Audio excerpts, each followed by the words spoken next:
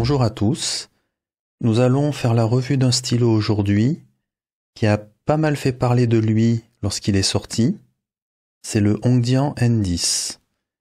La raison pour laquelle il a fait parler de lui, c'est la dimension de sa plume. Alors pour Hongdian, en Chine, c'est une plume de taille 42, pour nous ça sera une plume de taille 8. Ce stylo existe en 3 couleurs, le bleu, le vert et le rouge. Du côté de la finition, du clip, des anneaux, etc., nous aurons le droit à une finition noire. Le système de remplissage d'encre est un système à piston, un piston filler. Regardons de plus près ce stylo.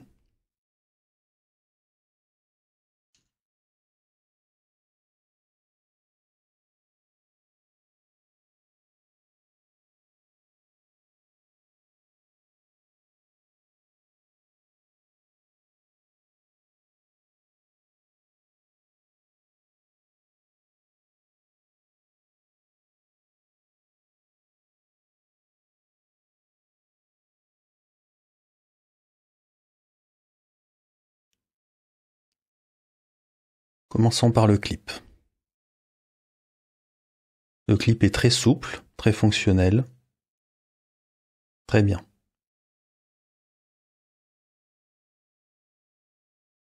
Cet anneau est très joli.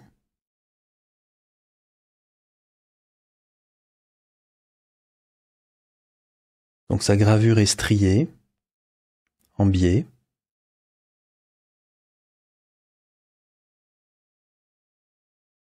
On dirait 3 anneaux côte à côte, même si c'est probablement la même pièce de métal.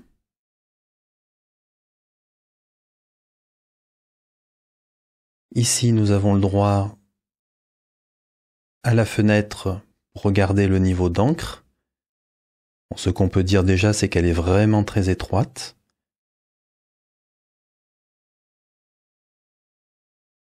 Comme vous pouvez le voir, on peut voir à travers. Les 2 ronds sont en vis-à-vis. Du côté de la finition, on peut voir qu'il y a un reflet en diagonale à 45 degrés qui passe du sombre au plus clair.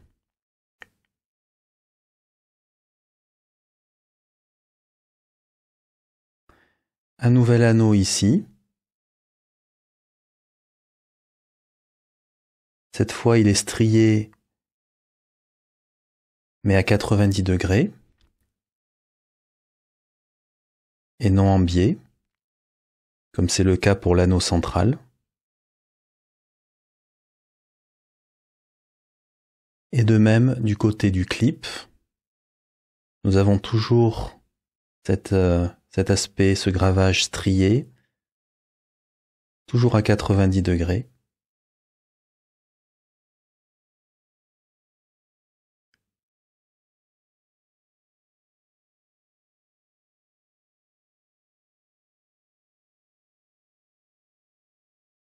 Rien de spécial du côté des bouts de stylo.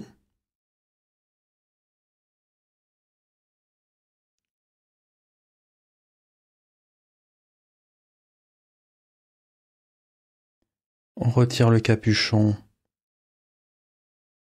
un tour 3/4.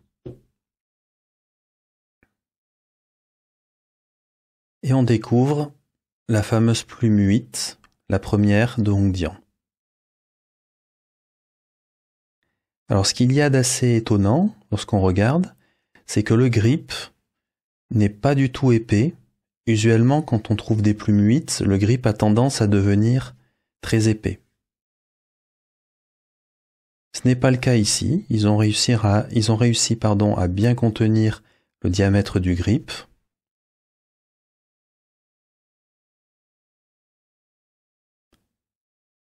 Le fait que ce soit un stylo en métal probablement a aidé. Ça permet de garder une épaisseur assez contenue.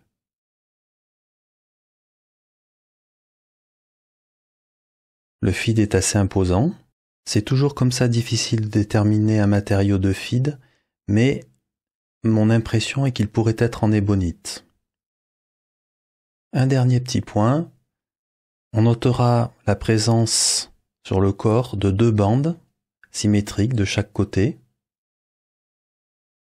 avec un alignement, on va dire plus ou moins parfait, lorsqu'on visse ou qu'on dévisse le stylo. Vous voyez, il faut visser exactement pour qu'il s'aligne parfaitement. Si on va un tout petit peu trop loin, ou pas assez loin, on a un petit décalage. Mais ça s'aligne plus ou moins. Le poids du stylo, pour rappel, c'est un stylo en métal. Le capuchon,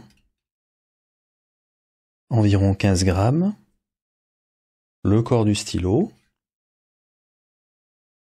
environ 20 grammes.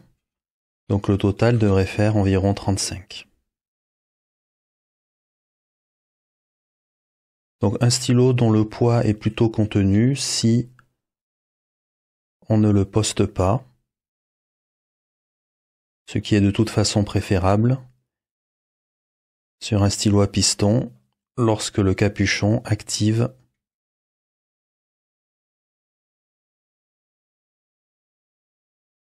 le piston, comme c'est le cas ici. Comparons la longueur du N10 avec d'autres stylos. Nous avons ici le Hongdian N12, ici le N10 bien entendu, ici le Hongdian N11 et notre habituel Lamy Safari. Donc nous pouvons le constater, les stylos sont alignés par la gauche. Nous avons le N11 qui est le plus long, mais de très très peu face au N10. Pour rappel, le N11 avait tendance à être plutôt long. Nous avons ici le N12 qui est un petit peu plus court, ainsi que le Lamy Safari. Mais globalement, ces stylos se tiennent quand même bien en termes de longueur, ils ne sont pas très éloignés les uns des autres. Retirons maintenant les capuchons.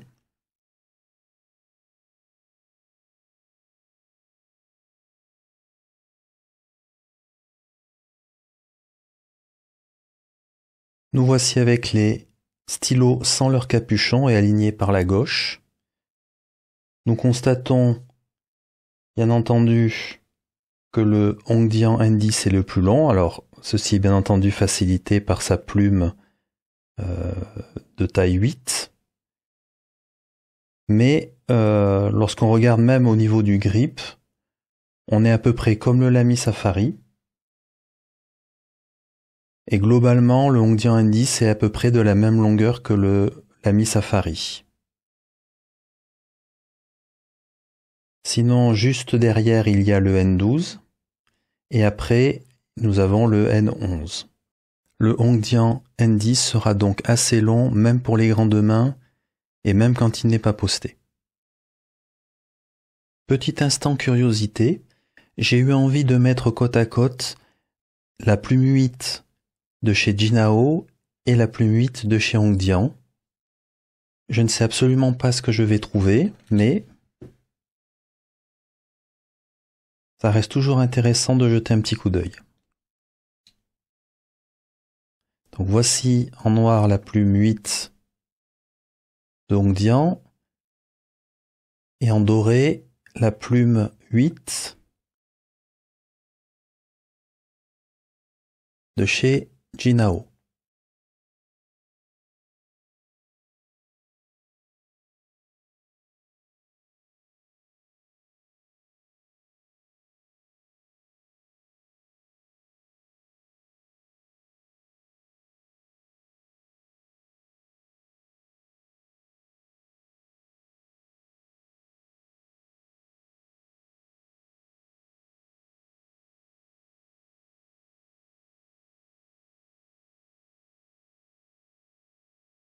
Nous voyons en tout cas que les pas de vis sont très différents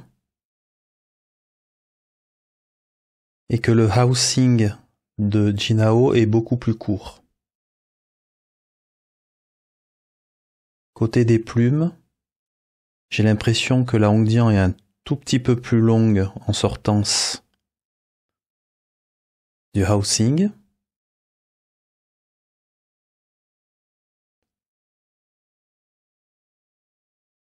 Elle a l'air aussi un tout petit peu plus large.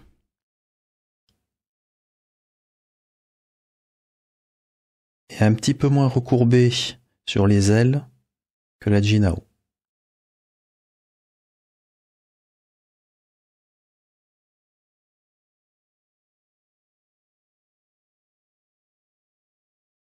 Chose amusante, j'ai essayé de mettre la plume Jinao dans le stylo Hongdian et le housing ne rentre même pas. Donc ça veut bien dire que Hongdian a réussi à bien contenir le diamètre du housing, ce qui leur permet de bien contenir le diamètre du grip. Il est temps maintenant de mettre de l'encre dans le stylo. Nous allons utiliser la Waterman Bleu Sérénité.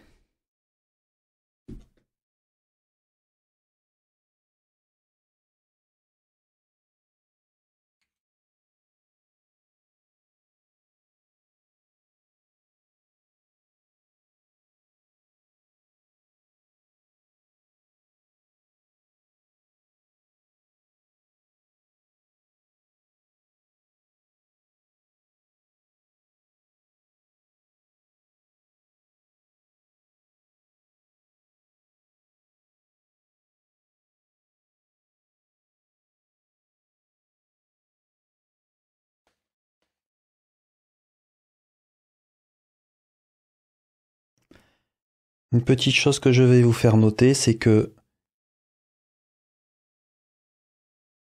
après avoir ancré un stylo, il faudra bien essuyer le N10 parce que, comme vous pouvez le voir, il y a des traces d'encre qui restent et c'est une tendance de cette finition à conserver les traces d'encre sur le grip. Comme vous pouvez le voir, elles ne sont pas faciles à enlever.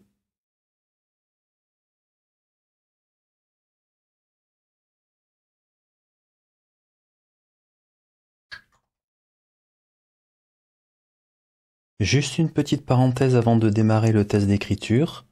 Pour démonter le piston, vous aurez besoin de cette pièce usuelle chez Hongdian, toujours la même, celle avec les petits crochets, avec des crochets qui sont relativement courts pour pouvoir passer la clé .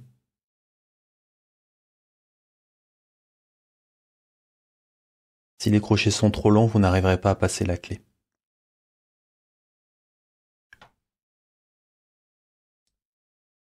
Le test d'écriture.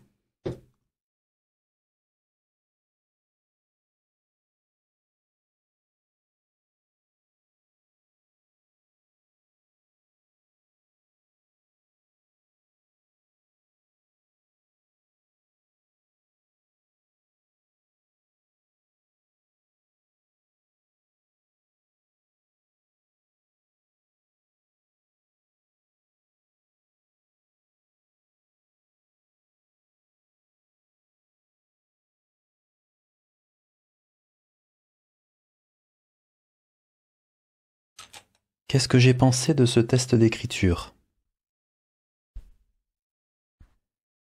Alors, premièrement, la plume est vraiment très bien. Ici, on peut voir qu'elle est très humide.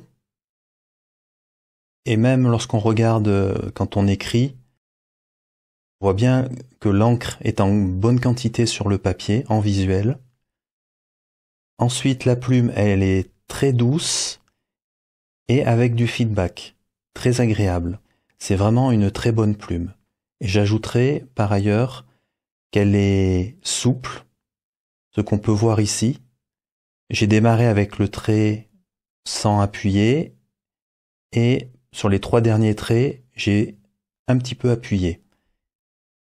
Donc elle est vraiment très souple, même sans beaucoup d'appui. Alors il faut faire attention, bien entendu, ce n'est pas une plume flex, mais on voit qu'on peut avoir quand même une assez bonne variation du trait. Pour le reste, en termes de confort, le stylo est très confortable. Comme je le mentionnais, il n'y a pas besoin de le poster, et il ne vaut d'ailleurs mieux pas le poster, puisque le fait de poster le capuchon active le piston si on tourne le capuchon. En tous les cas, c'est très confortable, le poids est très bien maîtrisé, le grip n'est pas très épais. Aucun problème donc. Passons à la conclusion. Qu'est-ce que j'ai aimé? Clairement, la plume 8 est excellente, à la fois douce avec du feedback, et en plus avec un peu de flexibilité, ce qui est très agréable.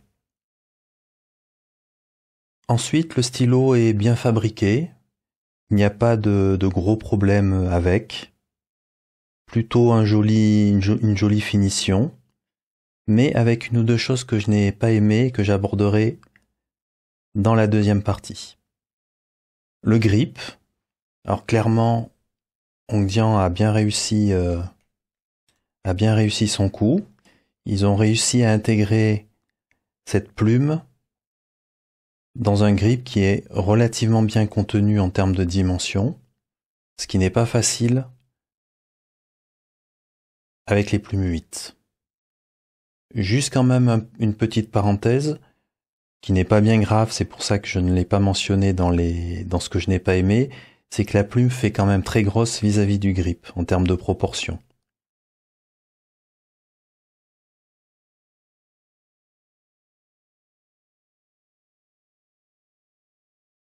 Côté du piston, tout fonctionne bien, pas de problème. Et côté du clip, il est parfaitement fonctionnel. Aucun souci non plus de ce côté-là. Dans ce que je n'ai pas aimé, le premier point, c'est que quand on utilise le piston, c'est-à-dire qu'on trempe le grip dans l'encre, le grip est difficile à nettoyer. J'ai souvent besoin d'aller un petit peu mettre d'eau, un petit peu humecter, on va dire, le grip, pour arriver à enlever toute l'encre. Sinon, juste avec un chiffon ou un sopalin ou quelque chose comme ça, j'ai du mal à retirer toute l'encre. Donc ça, c'est un petit peu dommage parce que nous sommes sur un piston filler et ça serait quand même agréable que juste avec un chiffon ou un sopalin, on puisse retirer l'encre qui est sur le grip.